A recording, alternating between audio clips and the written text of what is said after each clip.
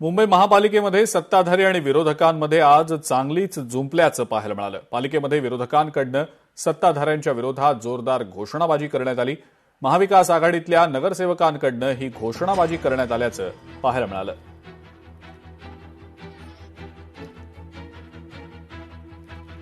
आजचा विद्यार्थी हे उद्याचं भविष्य आहे आणि ते भविष्य हे केंद्र सरकार धोक्यात आणतंय। हे आम्ही कदापि सहन करून घेणार नाही। त्यासाठी हे आमचं घोषणाबाजी आहे। मुलं ही देशाचं भविष्य आहे। आज दिल्लीमध्ये जंतर मंतरच्या इथे त्यांचं जे आंदोलन चाललंय, एकही कोणी नेता भाजपचा नेता का मुख्यमंत्री की पंतप्रधान याच्यावर एक वाक्य सुद्धा बोलत नाही आणि पोलिसांना पुढे करून मुलांना बेदम मारलेला आहे।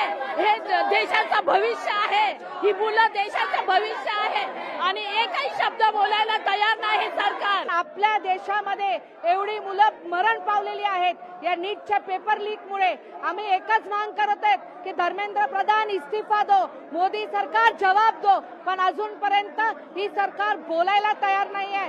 महापौर हसत होत्या, आमच्या निवेदनावरती दात खिल काढत होते, कारण त्यांनी मजाक समजून ठेवलेलं आहे, चेष्टा समजून ठेवलेली आहे। आमची मुलं रस्त्यावर निघालेली आहेत, पण हे लोक ठसमस होत नाहीये, बोलायला तयार नाहीत। हा चर्चेचा विषय आहे, नका तुम्ही जबाब देऊ, पण याच्यावरती चर्चा झालीच पाहिजे। सगळे विषय बाजूला प्रत्येक वेळा ठेवून जर तहकूब करत राहिले तर सभागृह चालणार कसं?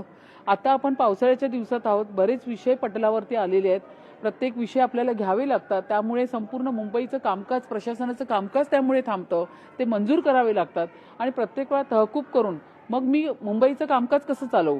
तर त्यामुळे सर्वात महत्वाची गोष्ट ह्या सभेमध्ये सभा हे ठिकाणच नाहीये नारेबाजीचं। तुम्हाला नारेबाजी करायची, तुम्ही सभागृहाच्या बाहेर पॅसेजमध्ये करा। सभेमध्ये अशा पद्धतीने फ्लॅग्स दाखवणे, नारेबाजी करणे, देशाच्या पंतप्रधानाला अर्वाच्य भाषेत बोलणं हे अजिबात सभाशास्त्रात नाहीये आणि हे सभा शिस्त मोडण्याचं काम आहे। त्यामुळे ते अतिशय चुकीचं वागतात या ठिकाणी मी सांगते। हे कुठलं आंदोलन आहे आणि या आंदोलनाला पाठिंबा देण्याचा प्रयत्न करतात अमित ठाकरे आणि आदित्य ठाकरे।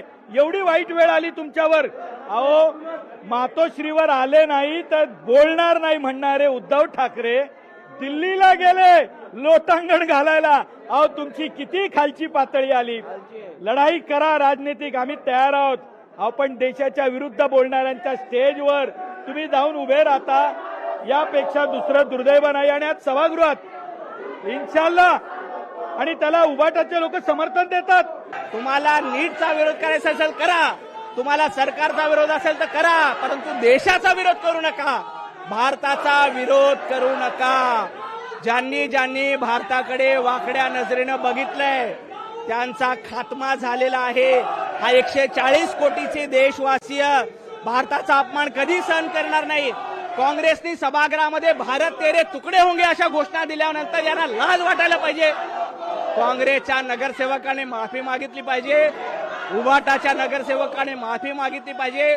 दुर्दैवानं उभाटाचे नगरसेवक देखील त्या घोषणांमध्ये सहभागी होते काय हे बघितलं पाहिजे आणि त्यांच्यावर कारवाई झाली पाहिजे।